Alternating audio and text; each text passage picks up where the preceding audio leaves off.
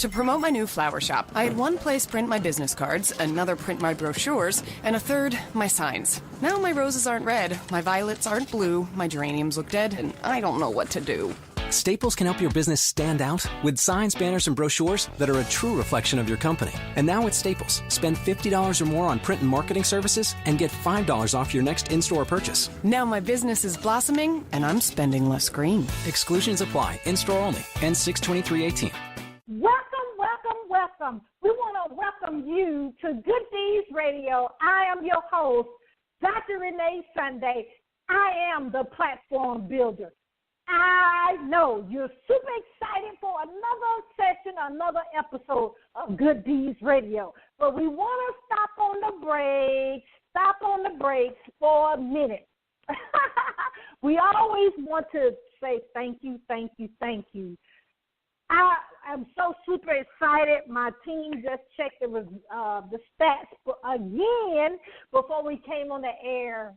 Guess what? We're number 57 of the United States podcast over on iTunes. So we thank you for downloading, okay? First of all, for going over there to iTunes. We want to thank you for going to YouTube as well. We want to thank you for going to our website. We want to thank you for going to our social media sites as well. So we thank you for being supporters of Good Deeds Radio. We love you guys, and I'm so glad you love us as well. You know I always have to say that. I have to say I love you, but I am Dr. Renee Sunday, and I am the platform builder. So you know what I do, okay? I help people identify their purpose if they're not aware. And then we build a platform so what? You can be seen, be heard, and guess what? Get paid. Monetize your brand is very important. But we don't want to delay. I actually have to, let's get to the question real quickly because we have a powerful young lady. And it's something really dear to my heart. And my team, you know how they do me. They just handed me the question. So they always put me on the spot. But they know three things I'm going to do. I'm going to show compassion, which I'm going to show love, right? And then I'm going to be authentic. And you know what? I'm going to be consistent. Right from the heart, okay? The question is, Dr. Renee, you say, and we can tell by your wonderful Southern accent, okay, that you, and I'm paraphrasing the question as I'm reading it for the first time, that you're from the South and your family means a lot to you. The hospitality, you know, the Southern hospitality is very important. But they wanted me to see with all the platforms that I have been able to be on, you know, part of the Oprah Winfrey platform at one time, and then we were with part of the Bishop Jakes media.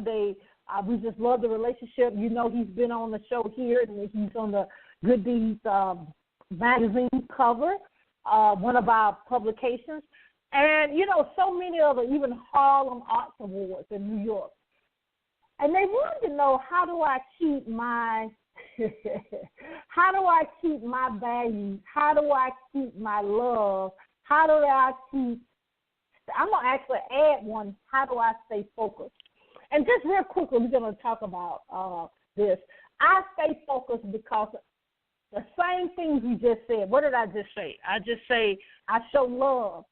But I want to leave that I want to talk about one real quick before we get to the love.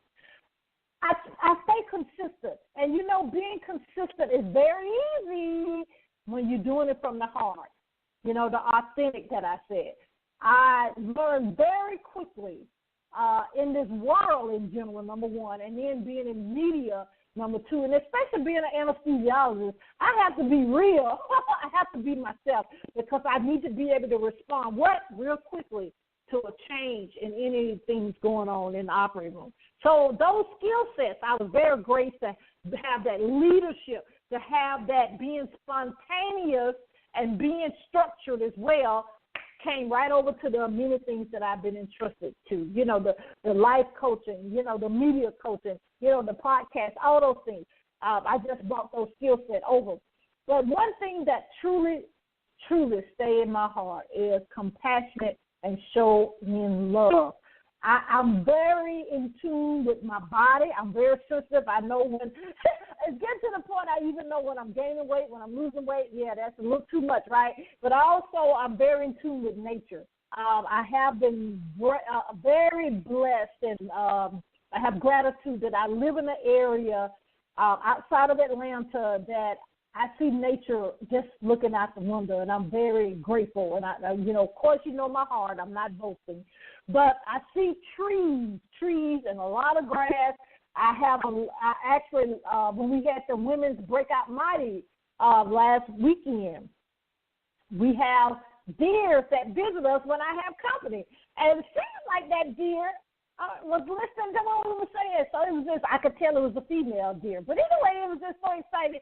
I've seen a deer. I've seen beaver, a whole bunch of things. Now, I don't want to see too much, like y'all know I don't care for snakes. I don't care for bears, but I love them. We respect each other, correct? But one thing that's really dear to my heart, and it's so amazing how my team picked this question because they knew I was going to go down this way to what we're going to talk about today. I love doggies. Even as a child, I love Scooby-Doo, and I love the dogs. Can I remember their names? Ricio and Benji. We had only 2 dogs. They live forever, but, they in doggy heaven now. But I learned so much about them. And guess what I learned? To have unconditional love. I learned that they care about me, that I cared about them. I took care of them, and but I learned that, and I would never ever forget how the love they showed to me, which was what? Unconditional. Now, we as humans, that's a whole other story, but the goal is you need to show love, you need to be compassionate. So that's the answer to the question a roundabout way, but my team they knew that I was going to get around to talking about my amazing loved ones, family members that I had in my family, especially growing up. Whew, I just love it. I can see that picture. I can see them now actually, showing love to everyone that they're hanging out with in heaven, right? But we have to get to the guest today because I know you have your pen and paper. So when I say that, you always, you know what to do. This beautiful, beautiful young lady, Miss Denise, she is a certified dog trainer. Guess what? She's a pet intuitive. Now, I know your eyebrows raised on that, but she's going to tell us all about it, okay? I just love the things that she do. As I said, my Benji and Ricio, they knew when I wasn't feeling good. They knew when I was sick. Actually, I went through bullying as a child, right? And so actually at one time my Ricio came to my rescue. Yeah. And my mom, and another time he came, got my mom when I had fell off my bike. So okay, so I'm here with you. But we went on the delay because I'm ready to hear from this beautiful young lady that changes the world and the amazing things that she do in regards of how, and I don't, we say pet, but how our loved ones, that our pets can be, dogs that we're going to talk about today, but the animals that we have in our life, they know a lot about us, and I think sometimes they know more about us than we know about ourselves. But we want to welcome none other than Denise Mange to Good Deeds. Are you there? I am. Thank you so much, Dr. Renee, for having me and for sharing your beautiful stories about growing up with your animal companions. Oh, yeah. But Denise, do me a huge favor because you are so inspiring. You just inspired me. I was just jumping up, just reading your bio, and I knew. I'm telling you, I knew that your voice was gonna match your beautiful spirit that comes through. That is so kind. More. Please tell us a little bit more about yourself and the amazing things that you are doing. Really, you're changing the world, and we thank you for that. Well, I thank the animal companions for, being so inspirational to us all. I think, you hit the nail on the head. Anyone who has an animal companion knows what that unconditional love is. And it's not only unconditional love, it's that love that spreads your heart wide, wide open. So before we get into that relationship, just a little bit about me to answer your question. I'm a certified dog obedience trainer and certified pet intuitive, but I haven't always been in the animal industry. I actually worked in advertising for 10 years prior to becoming a dog trainer. And it's interesting because in retrospect, it was actually the perfect job leading up to this mindful approach about dog training that we'll be sharing with your listeners today. Because advertising is really all about understanding trends and motivations and, reading between the lines, even when people aren't able to verbalize what they actually need, right? In advertising, it's our job to identify and find a solution for these unmet needs. So when I left advertising, I thought I'd start a doggy daycare in New York City, which, as you can imagine, is very profitable. But once I got certified and I started working with pets and their humans, I thought, well, I'm loving this one-on-one relationship because I really get to observe the bond between, the dogs and the pet parents. And so I worked diligently for years, doing the basic obedience training, the sit, the look, the touch, helping with housebreaking and all barking or on-leash reactivity, all those things traditional trainers do. But I got to the point where I said, gosh, there needs to be more that we can do to truly honor the role that our animal companions play in our life, because they are so amazing at teaching us lessons and teaching us about ourselves.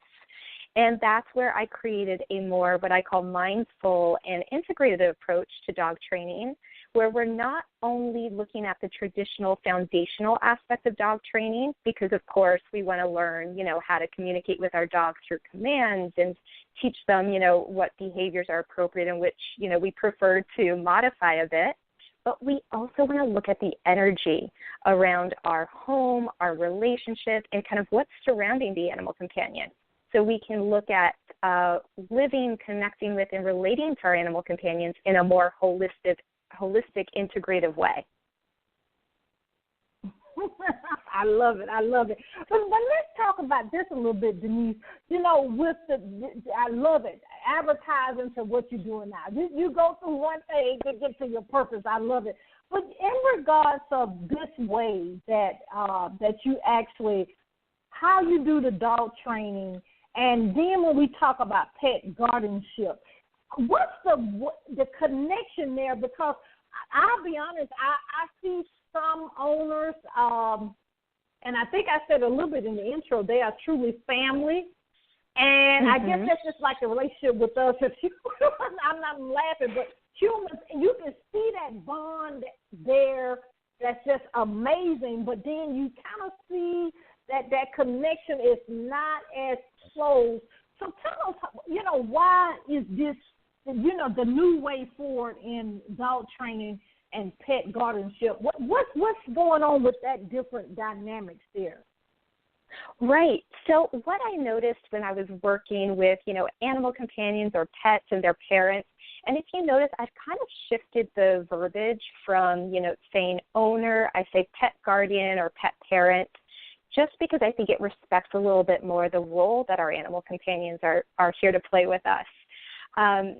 All of us are trying to improve in our lives and reach a new understanding of ourselves and become, self-actualized, better people who are more fulfilled. And I argue that our animal companions are here to do the same thing. They have their own little lessons that they're learning and spiritual gifts that they're endowing on us, and they actually help us open to our intuition and our own gifts. I know that you're so wonderful at wanting to promote everyone's, unique lights and spark, and our animal companions can be one of the tools that get us to better understand ourselves in that light.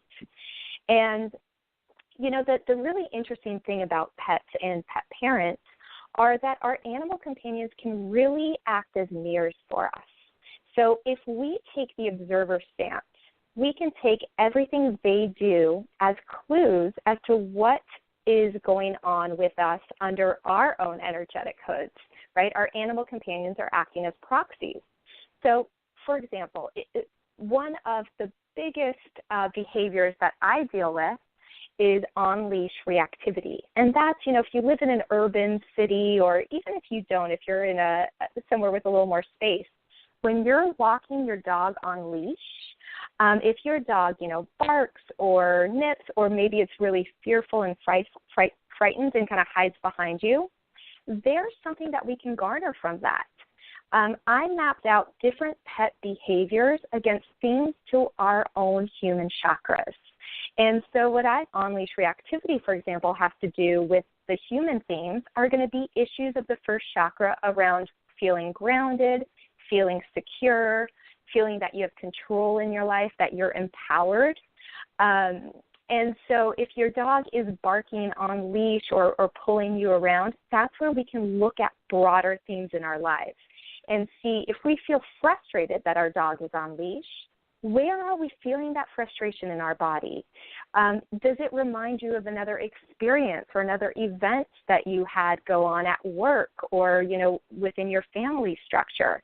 And if so, we start looking and finding those patterns as we're the observers, and our animal companions are helping provide those clues for us.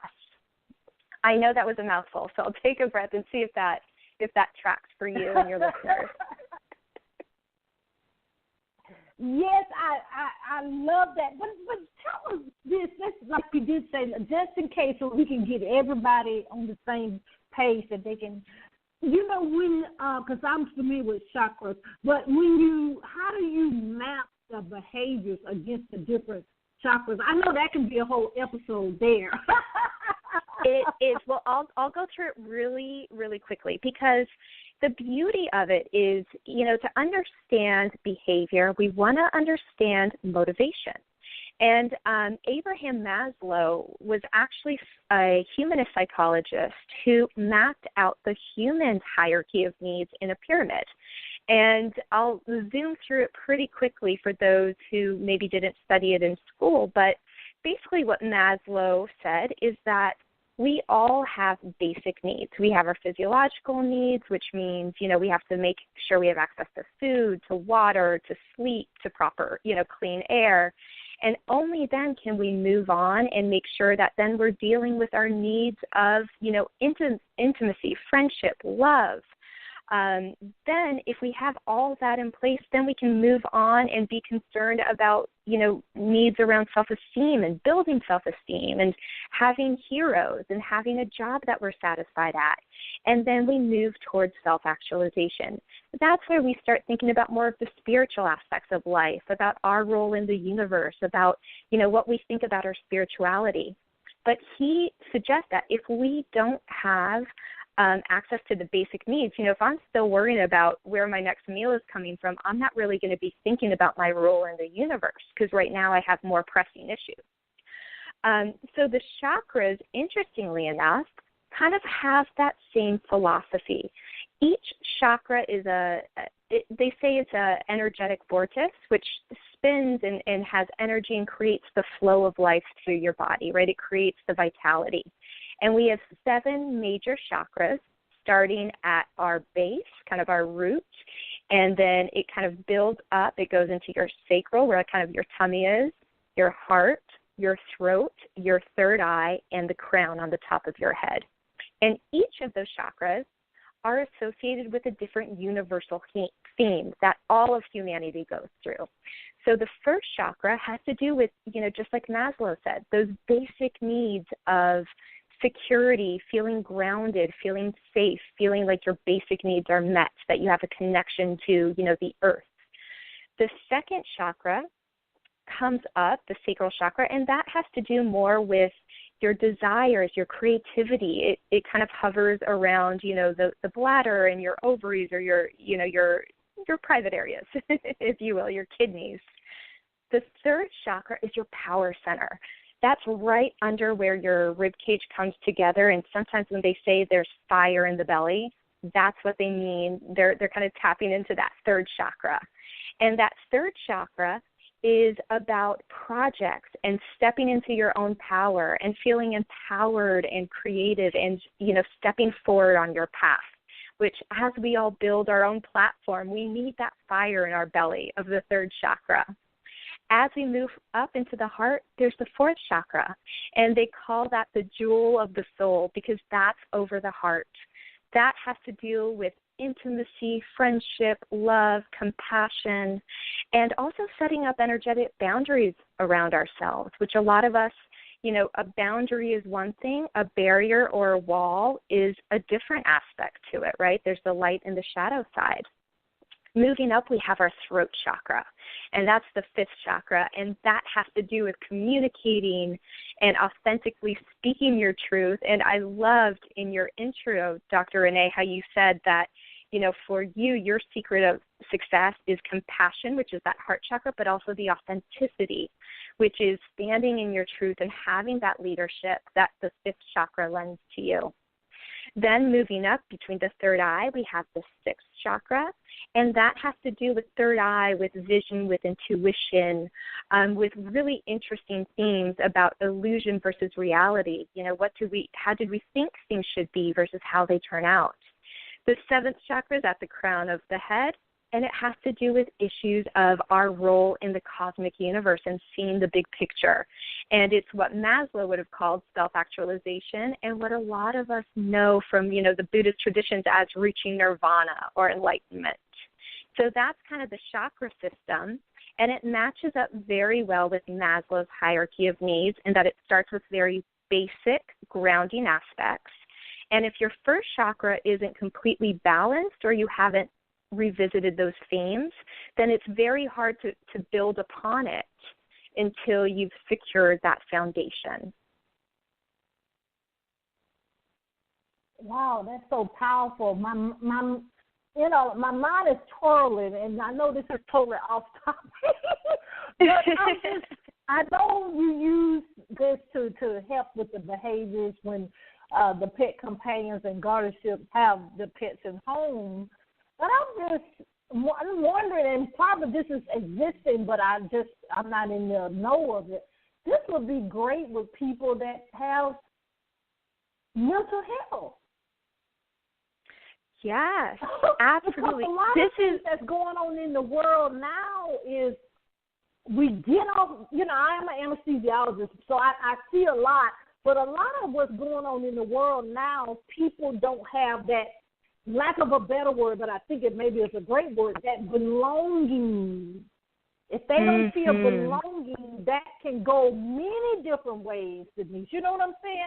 And I know every time, and now even in the airport when you see the amazing, even one time I just thought about it. I was going through the airport here in Atlanta, and one of the security, I think they call them pet detectives now, but and he kept smelling me, and I was like, oh, Lord, I don't have nothing, I promise. But the man said that he sensed my genuineness, that I actually really cared for others. And I was like, oh, it made me cry almost. People thought something was wrong with me, but that just made me feel so special that, but he said that, keep it correct, though. If you had something, he would have picked it up. And I love that, right? Because he approached that situation from a practical standpoint. Like, of course, if you had something, the dog would have picked it up, but also the energetic. And it's so beautiful the way you are touching upon this because, I've created a whole system where we address pet behaviors with the chakras because there are constant themes at the root of each. And with the fifth chakra, which is all about authenticity, we talk about benevolent leadership with our animal companions. So, whereas a lot of people might be familiar with the Cesar Millan, techniques or, techniques that are a little more dominant-based, themes of the fifth chakra, we're figuring out our best way to communicate with our animal companions because, a 200-pound man might have a very different leadership style than me. I'm a pretty slight person. I'm soft-spoken. We don't have the same leadership techniques, right? It's all about finding the way that we authentically communicate, we stand in our truth, because when we're authentic and genuine, our animal companions respond to that, and so does everyone else around us. To your point, the security, the TSA guard. So it's beautiful how we come into this program thinking we're working with our pets, but we end up reaping the benefit in so many broader aspects of our lives. It's almost in every relationship. Wow. Well, let me ask you this, Denise, because this is amazing that I when you were reviewing your literature, what are the benefits, because of your training of your dog in an online program versus an online group setting versus a one-on-one with a trainer? I just was amazed to see that difference.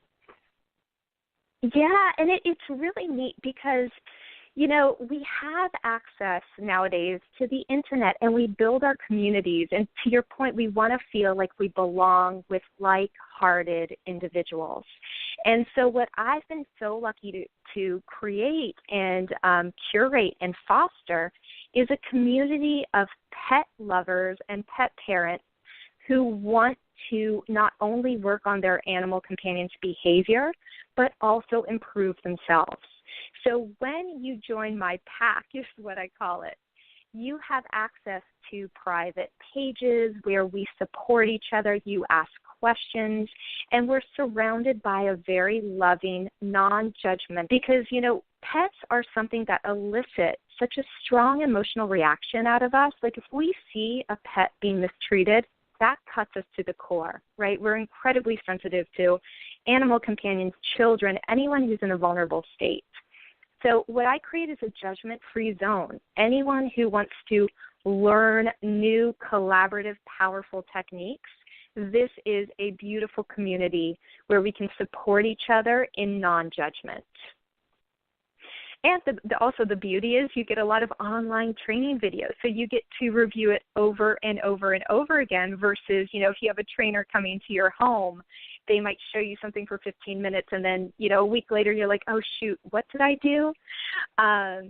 So it's nice to have kind of an evergreen community and you have the materials at your disposal at any point.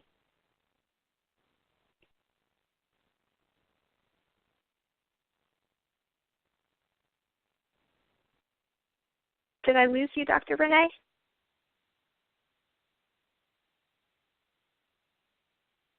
Hello?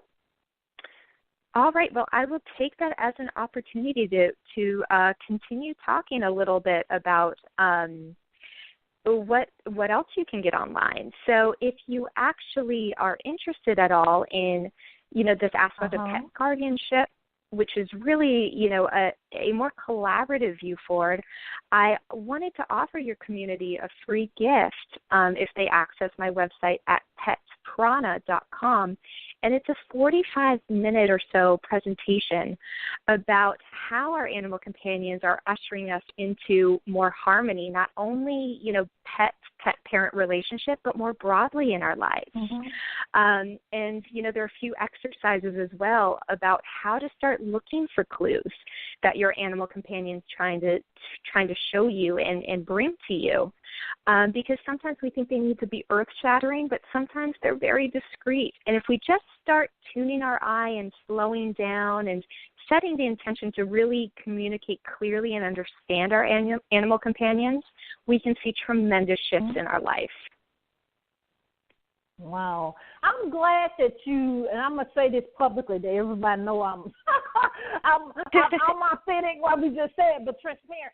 Because I am a grief counselor in the pet industry and, of course, in humans. But I'm so glad you helped me and educated me with the right terminology. So I need to set into work in my own, because that actually, I love those words because it's, you know, it actually, like you said earlier, it puts that respect in there, because really and truly, guess what? That was a family member, because I know it was my family member.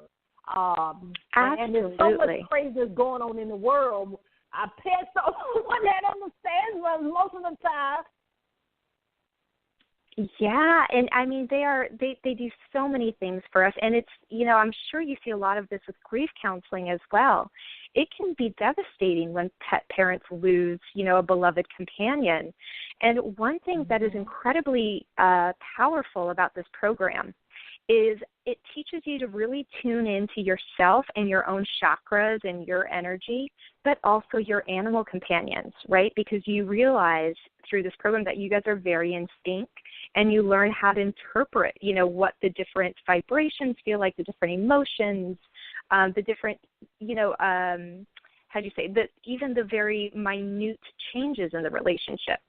So the benefit of that is when your animal companion transitions or disembodies or is no longer with us, you've learned to tune into his or her energy. So when they're on the other side, you can feel their presence. I'm sure you've heard this so many times from pet parents and grief counseling saying, I swear I heard the little jingle of their collar, or I looked over and I could swear I saw them for just a second, but I don't know, And so when we start becoming very attuned with them energetically while they're still here with us, then when they've crossed over, we have that remembrance. We have that continued connection. I love it. Oh, Denise, I just love you. Anything that we may have missed, I know we can go on and on, but any last-minute comments, and please tell us again how we can get that great, generous gift and different ways that we actually can connect with you. You bet. So, I'm in Los Angeles area, so I do live events and live trainings if anyone happens to be here, but I know that, down south it's not quite an easy commute. So you can always access my free resources, tools, and free Q&A calls by going to www.petprana, P-R-A-N as in Nancy, A.com. You can find me on social media as @Denise_trainer. And if you are interested in going deeper with the Healing with Chakras class, where we go through each chakra, but we also do traditional dog training and we combine it with energetic, if anyone's interested in going deeper on that with me, I have a special promo code for your listeners, Good Deeds, and that will give you a nice discount if you're interested in joining the online 7-week course. So nice. Oh, I'm so excited. But thank you, first of all, for being in your purpose. Oh, wow, that's just amazing. But second of all, thank you so much for taking time out your busy schedule to be here with us at Good Deeds. If you need us for anything, please don't hesitate to contact us. Thank you so much, and thank you for sharing your listeners and your heart. And thank you for all of you for being open to a new collaborative relationship with our animal companions. It's time, and they're ready for that shift. I love it. I love it. I love it. Oh, Lord, ladies and gentlemen, I know you can't wait for this replay. This was powerful, eye-opening, and, she changed our perspective, right? And I didn't get a chance to share this, but I think a week ago now, I had the opportunity of holding a baby alligator. And I was actually in the swamps of Louisiana. So it totally changed my perspective of what I thought. And that was one of my bucket lists. So my next thing, I want to go to Africa. Do the safari. But I love you guys. But guess what? And I think I put this on social media today. Don't be afraid to make a change. Don't be afraid for new opportunities. If someone thinks different from you, sit back and say, maybe I need to, am I thinking about it in the right way? Because they may actually have a different, and they will, because they're different from you, a different perspective of something, okay? Yeah, that's for somebody. I know. But here at Good Deeds, we love you, love you, love you. You know how to get in contact with us, which is www.Renee, RENEE, Sunday, SUNDAY.com. If you want to be a guest, if you want to be a guest on our TV show, if you want to actually put an article in our magazine, it comes out 4 times a year. If you want to advertise your products and services on the radio, TV, or magazine, we have those opportunities. And I'm a certified life coach, certified business coach, and I'm also a certified media coach. You got to get them certifications, amen? Yeah, that's right, especially being in TV. I have to have all those certifications. And, of course, I'm a board-certified anesthesiologist and a publisher, and we have our nonprofit organization. All that information is on our website. But I want you to know, guess what? You do have a calling. You do have a reason you were born. You're not a mistake. No matter what has happened in the past, you're not a mistake. You have to do the three things I always say. You have to believe. Guess what? You have to trust the process. And guess what? You have to walk it out, meaning you have to have an action. You have to move forward. And you know the rest. Say it with me. You have to don't stop. You have to get it, right? You know, this is Good Deeds, and I'm Dr. Renee Sunday. We'll see you next time. Bye-bye.